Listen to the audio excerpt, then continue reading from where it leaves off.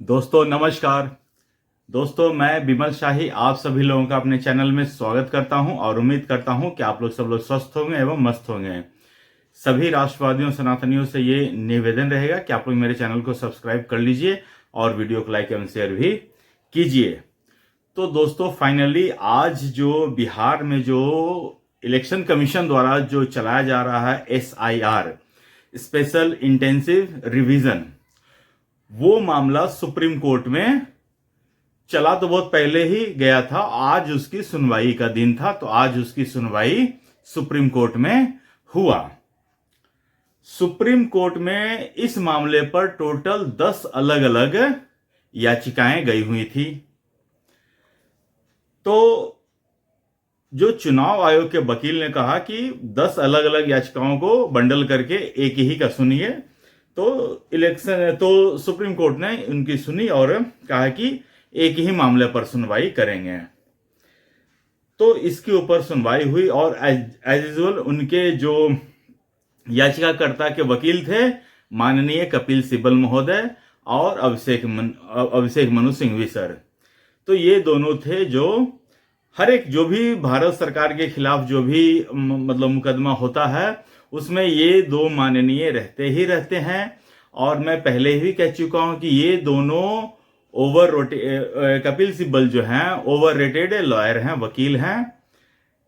इन्हें इतना भाव क्यों मिलता है मेरी समझ से बाहर है।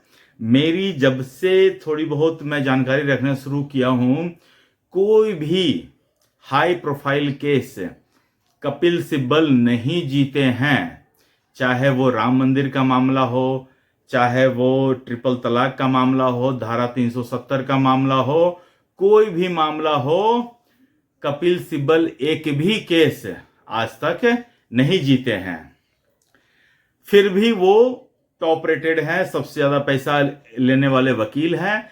तो वो लगता है कि जितने भी राजनीतिक दल हैं, जो भी विपक्ष में है, सबको मूर्ख बनाने का काम कर रहे हैं और अपना झोली भर रहे हैं।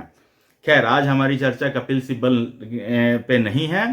तो हम लोग बात करेंगे बिहार में जो वोटर लिस्ट जो पुनरीक्षण का जो काम चल रहा है, वो मामला सुप्रीम कोर्ट में पहुंचा। तो कपिल सिब्बल ने आर्गुमेंट स्टार्ट किया। तो उन्होंने कहा कि जो भी वोटर लिस्ट में जो है, जो 2003 के बाद जो ऐड हुए हैं, उनके लिए जो डॉक्यूमेंट मांगा जा रहा है, उस डॉक्यूमेंट में Aadhaar card, voter ID card, मनरेगा कार्ड, राशन कार्ड, ये सब नहीं मांगे जा रहे हैं। जबकि ये सब कार्ड बनवाने के लिए आधार कार्ड की ही जरूरत होती है। तो उनका ये कहना था कि ये सारे डॉक्यूमेंट, आधार कार्ड, वोटर आईडी कार्ड, ये सब भी होने चाहिए। तो मुझे तो समझ में नहीं आ रहा है, इसी बात के लिए ही तो जो इलेक्शन कमीशन है वो SIR चला रहा है। SIR के पास ऐसा इंफॉर्मेशन आया है कि जितने भी घुसपैठिए आ रहे हैं सबके पास वोटर आईडी कार्ड है, जितने भी घुसपैठिए आ रहे हैं सबके पास आधार कार्ड है। और जब वो आधार कार्ड एक्सेप्ट कर ही लेगा तो फिर तो सबका वोटर आईडी कार्ड बन ही जाएगा फिर से। तो फिर ये SIR का मतलब क्या रह गया फिर। कपिल सिब्बल या तो वो दुनिया में सबसे ज्यादा अपने आप को होशियार समझते हैं, या फिर सबको दूसरों को चरवाहा विद्यालय का विद्यार्थी समझते हैं। खुद चरवाहा विद्यालय के विद्यार्थी को रिप्रेजेंट कर रहे हैं और सोचते हैं कि वो बहुत होशियार हैं। सोचिए भला, यही तो मामला है ना। बिहार में देखिए, जितने भी जिले हैं जो सीमांचल के जिले हैं, किशनगंज, कटिहार, अररिया, पूर्णिया, ये सब जिले जो हैं सीमांचल के जिले कहलाते हैं। और यहां पर मुस्लिम आबादी ज्यादा है और यहां पर आधार कार्ड जनसंख्या से ज्यादा है। तो इसका मतलब ये हुआ कि फर्जी आधार कार्ड बनाए गए हैं। 150% है आधार कार्ड, मतलब कि 100 व्यक्ति पर 150 आधार कार्ड बन रखे हैं। इसका मतलब आधार कार्ड पे फिंगरप्रिंट स्कैनर होता है, रेटिना स्कैनर होता है। इसका मतलब इन दोनों स्टेप को बाईपास करके दूसरे तरीके से आधार कार्ड बनाए गए हैं। इसका मतलब यह हुआ कि असली आधार कार्ड और नकली आधार कार्ड का भी पहचान अब करना मुश्किल हो जाएगा। वोटर आईडी कार्ड का तो बात ही छोड़ दीजिए, एक एक आदमी के पास 4-4 वोटर आईडी कार्ड होते हैं।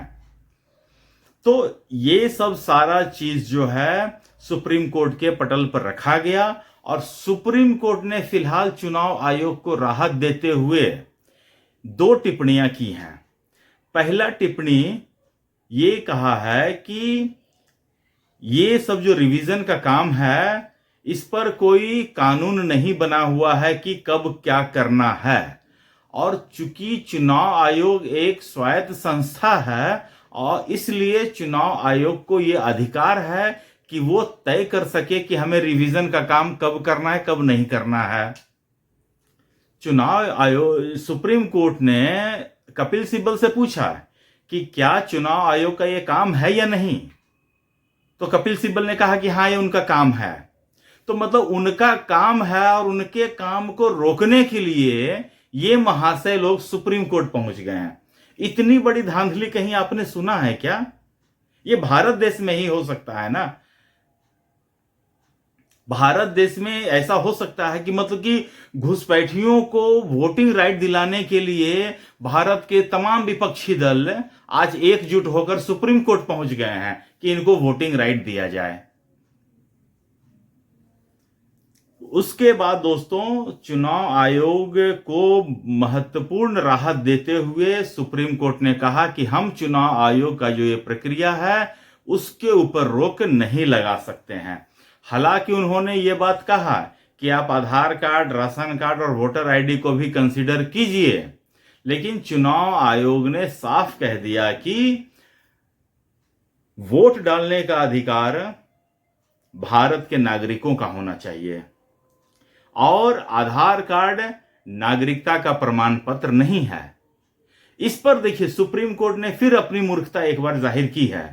सुप्रीम कोर्ट ने कहा कि नागरिकता का जांच करना तो होम मिनिस्टर का है, आप क्यों कर रहे हैं, लेकिन चुनाव करवाना तो इनका काम है ना।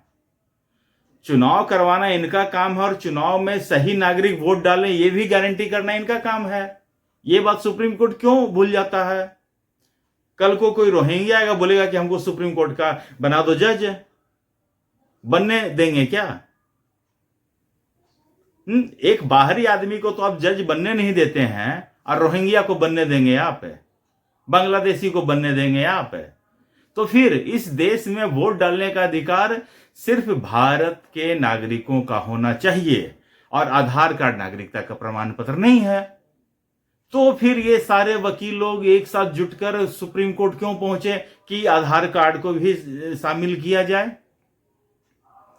उसके बाद ये लोग तर्क देखिए, कह रहे हैं कि बिहार में मात्र 14% के पास स्कूल का सर्टिफिकेट है। इसका मतलब बिहार में सिर्फ शिक्षित वर्ग के लोगों की संख्या 14% ही है क्या? ये कांग्रेस अपना प्रमाण पत्र दे रही है क्या? हाँ? और 2003 के बाद जो भी जन्मे हैं उनके पास तो मैट्रिकुलेशन का या फिर इंटर का सर्टिफिकेट होना ही चाहिए। जब इतनी जागरूकता चल रही है, सर्व शिक्षा अभियान चल रहा है पूरे देश में, और अगर नहीं चल रहा तो किस कारण से नहीं चल रहा है? तो नए लोगों के साथ जो पुराने जो है उनका जारी किया जा रहा है ना। तो ये लोग अपना प्रमाण पत्र दे रहे हैं, कांग्रेस और आरजेडी वाले अपने शासनकाल की प्रमाण पत्र दे रहे हैं कि हमारे शासनकाल में तो सिर्फ 14% ही लोग पढ़ पाते थे, क्योंकि बिहार में नीतीश सरकार का तो 2005 से बाद में हुआ है, तो 2005 से पहले तो इन्हीं की सरकार थी। तो ये लोग अपना प्रमाण पत्र दे रहे हैं और दोस्तों अलग अलग है और कह रहे हैं कि इससे जो है जो भी कार्ड ये लोग बनवाने की बात कर रहे हैं, जो भी डॉक्यूमेंट्स ये लोग मांग रहे हैं, कह रहे हैं कि इनके लिए उन डॉक्यूमेंट्स की जरूरत पड़ेगी। और बहुत सारे पत्रकार जो टीवी मीडिया पर घूम रहा है वो मैं देख रहा एक दो का, सुप्रीम कोर्ट ने चुनाव आयोग से पूछे तीखे सवाल, सुप्रीम कोर्ट ने चुनाव आयोग को डांटा फटकारा। इसमें डांटने फटकारने वाली बात ही क्या है? कहां डांटा किसी को? जिसको डांटा उसको तो पता ही है कि किसको डांट पड़ी है।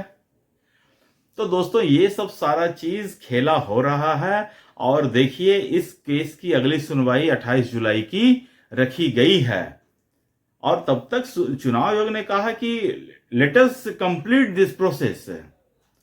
पहले प्रोसेस कंप्लीट होने दीजिए, उसके बाद देखा जाएगा कि कितने लोग छूट गए हैं, उनको कैसे शामिल किया जाए। ये सारा प्रक्रिया चुनाव आयोग पूरा करेगा और कोशिश करेगा कि भारत का एक भी नागरिक अपने वोट के अधिकार से वंचित ना रहे। और मैं तो यहां कहूंगा कि इससे ज्यादा आप ये ध्यान दीजिए कि कोई बाहरी आदमी भारत में वोट ना डाल सके, इसका ख्याल ज्यादा रखना है। कोई भी, मैं ये पूरी जानकारी के साथ कह सकता हूं कि कोई भी बांग्लादेशी भारत में घुसता है तो उनके जो एजेंट होते हैं, सबसे पहले उनका वोटर आईडी कार्ड, आधार कार्ड, रेंट एग्रीमेंट, ये जितने भी जरूरत के चीज होते हैं, राशन कार्ड, उनके आने का, रहने का, खाने का, सबका व्यवस्था कर देते हैं। तब उनको कॉन्ट्रैक्ट पूरा होता है। एक एक रोहिंग्या को, बांग्लादेशी को घुसाने के लिए एजेंट लोग 20-20 हजार, 25-25 हजार, 1-1 लाख रुपया लेते हैं, तब जाके उनको भारत में एंट्री मिलती है। और ये अहमदाबाद वाले केस में सारा चीज खुलेआम पता चला है। तो इसी तरह उस मार्ग से होकर आते हैं और पूरे भारतवर्ष में ये अपना आधिपत्य जमाने की कोशिश कर रहे हैं। तो दोस्तों, आज के लिए मुझे इतना ही अपडेट देना था। आप लोग अपना ख्याल रखिए, स्वस्थ रहिए, मस्त रहिए। तब तक के लिए नमस्कार, बाय।